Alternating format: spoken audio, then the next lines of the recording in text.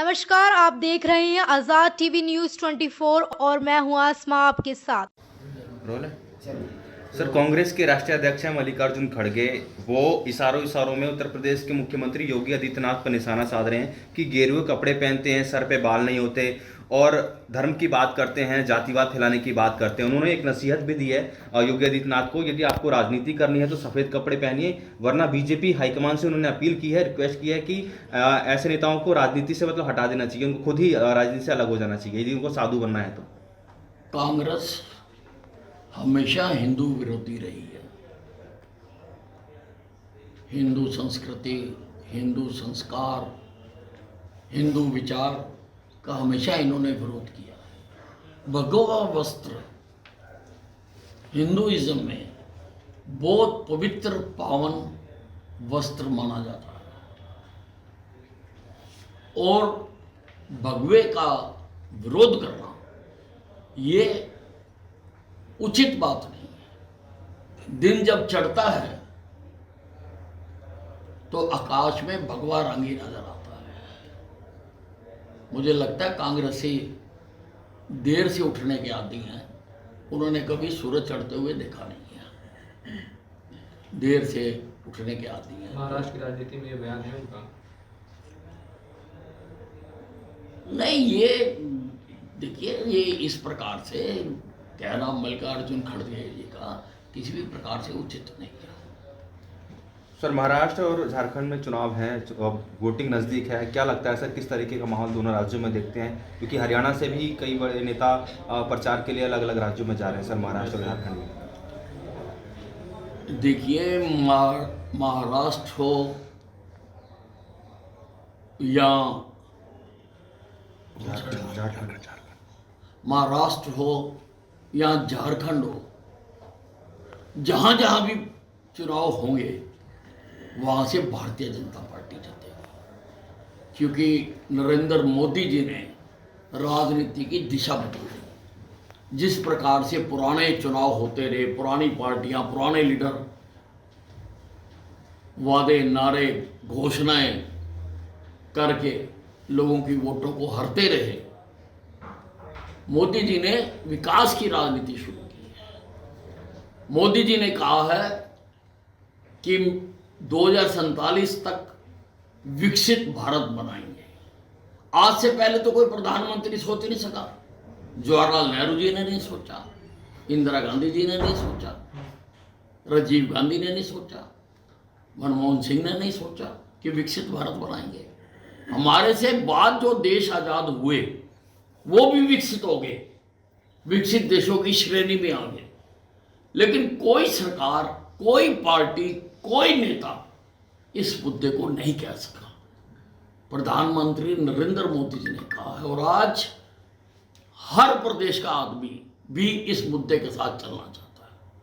वो भी चाहता है कि हमारा प्रदेश भी इसके साथ चले और हम नरेंद्र मोदी के साथ कदम ताल करते हुए आगे बढ़ें, ताकि सारा देश और हमारा प्रदेश भी विकसित प्रदेश बने।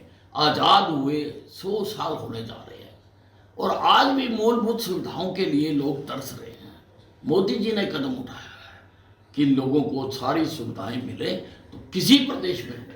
हरियाणा में भी जो चुनाव हुआ, हरियाणा में भी इसका बहुत ज़्यादा असर रहा। वो किसी भी प्रकार से कांग्रेस के विपक्षियों के बातों में लोग नहीं आए और लोग विकास के नाम पर लोगों ने वोट दी है, क्योंकि लोग चाहते हैं कि हमारा प्रदेश भी पूरी तरह से विकसित भारत का अंग बन सके। किन किन मुद्दों पर हुई है और क्या क्या निकल कर सामने आया है? आज civil aviation minister of India Kinjarapu Ram Mohan Naidu ji से मेरी मुलाकात हुई है। मेरे विधानसभा में अम्बाला छावनी में प्रधानमंत्री नरेंद्र मोदी जी की बहुत महत्वाकांक्षी योजना उड़ान के तहत एक एयरपोर्ट मंजूर हुआ था। वो बनकर बिल्कुल तैयार हो गया। वो उसमें सारा बाकी सामान लग गया। जो सिक्योरिटी इक्विपमेंट्स हैं वो एविएशन वालों ने लगाने होते हैं।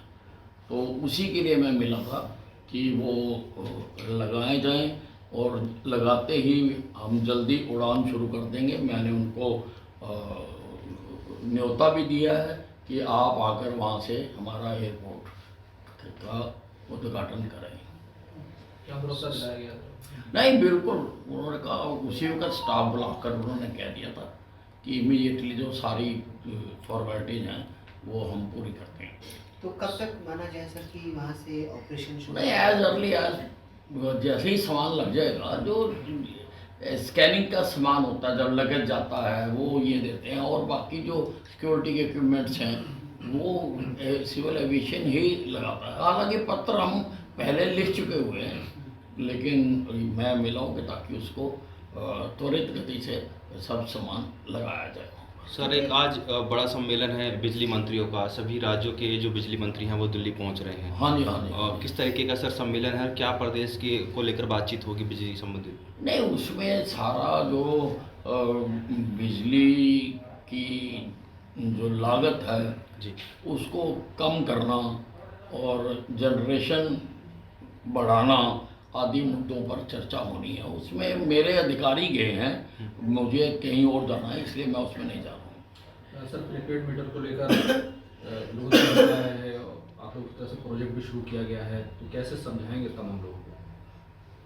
ये अब जो स्मार्ट मीटर आ गए हैं जिनको हम लगाने जा रहे हैं, और उनके टेंडर भी हो चुके हुए हैं, उसमें प्रीपेड की भी सुविधा है कि लोग जितनी बिजली खर्चनी है उतनी ला के उसमें जैसे मोबाइल में डालते हैं मोबाइल चलाने के लिए, उसी प्रकार से है। पोस्ट पेड का भी है, लेकिन लोगों से चॉइस मांगी जाएगी कि वो प्रीपेड लगाना चाहते हैं या पोस्ट पेड लगाना चाहते हैं। सर, कांग्रेस पार्टी खाद की समस्या को लेकर बड़ा इशू बना रही है, अभी हुड्डा साहब ने भी इस मामले को उठाया है, क्या कहना चाहिए? नहीं, खाद का सारे प्रदेश में ठीक वितरण हो रहा है, और जैसे जैसे आवश्यकता हो रही है वो और हम मंगवाते जा रहे हैं। और हुड्डा साहब का तो हम क्या करें, वो आपने हरा के वो घर बैठ गए, अब बोलें भी ना, ये तो नहीं हो सकता ना।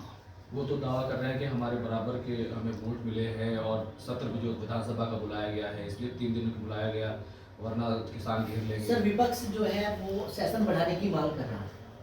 आप देखिए, हुड्डा साहब को बोलने से पहले अपने बारे में सोचना चाहिए। जब इनकी सरकारें थी, क्या कभी शीतकालीन सत्र इन्होंने ये लंबे चलाए? मैं तो 7 बार का विधायक हूँ, सारे मुख्यमंत्रियों के कार्यों को मैंने देखा, सारों के। तो वो ठीक है, बोलने के लिए बोल रहे हैं, बाकी जो भी उसमें विषय आएंगे वो सारे डिस्कस होंगे। सर, क्या विषय रहेंगे अगर बात करें तो, क्योंकि पहला सरकार का पहला सेशन होगा।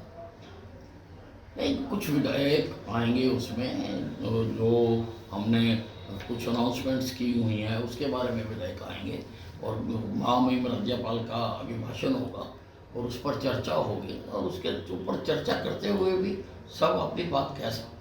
सर, कांग्रेस के नेता है मुकुल शर्मा, उन्होंने चंडीगढ़ में प्रेस कॉन्फ्रेंस की है। उन्होंने सिर्फ इतना कहा था टीवी डिबेट में कि नेता प्रतिपक्ष भूपेंद्र सिंह हुड्डा नहीं बनेंगे। कांग्रेस ने उनको बर्खास्त कर दिया है, वो देवान ने लेटर जारी करके 6 साल के लिए बर्खास्त कर दिया। किस तरीके से देखते हैं सर, हुड्डा के खिलाफ किसी कांग्रेस के कार्यकर्ता ने बोला और कांग्रेस ने उनको पार्टी से निकाल दिया बाहर? नहीं, कांग्रेस के अंदर पूरी दहशत है, पूरा भय बना हुआ है, और किसी को भी बोलने की वो इजाज़त नहीं देते हैं। इन फाइटिंग बहुत ज़्यादा है, और इसी कारण से ये अभी तक अपना विधायक दल का नेता नहीं चुन पाए। सर, बटेंगे तो कटेंगे लेकर लगातार विवाद हो रहा है, इसको लेकर क्या कहेंगे आप? देखिए, प्रधानमंत्री नरेंद्र मोदी जी ने बहुत अच्छी बात कही है कि एक रहेंगे तो सेफ रहेंगे, और ये तो बहुत अच्छी बात है। देश अगर एक रहता है, मजबूत रहता है, तो सेफ रहेंगे। उसी आधार पर ही वो बात है, किसी जाति धर्म का तो नाम वो नहीं ले रहे, वो तो इकट्ठा रहने के लिए बात कर रहे हैं ना, वो किसी जाति धर्म का नाम तो नहीं ले रहे। लेकिन धर्मगुरु मौलाना तौकीर रजा को ये बात पसंद नहीं आ रही है। वो कह रहे हैं कि प्रधानमंत्री को ऐसा बयान नहीं देना चाहिए, इससे नफरत फैलेगी। इस तरह की बयानबाजी वो दिल्ली में कर रहे हैं। नहीं, और वो कहते हैं ना, चोर की दाढ़ी में तिनका।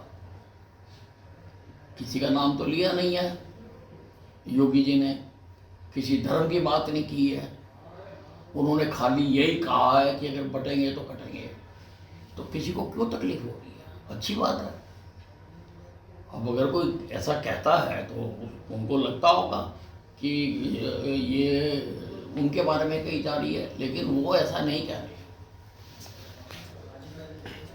Thank you. बस ऐसी और अधिक खबरें देखने के लिए बने रहिए आपके अपने चैनल आज़ाद टीवी न्यूज़ 24 पर।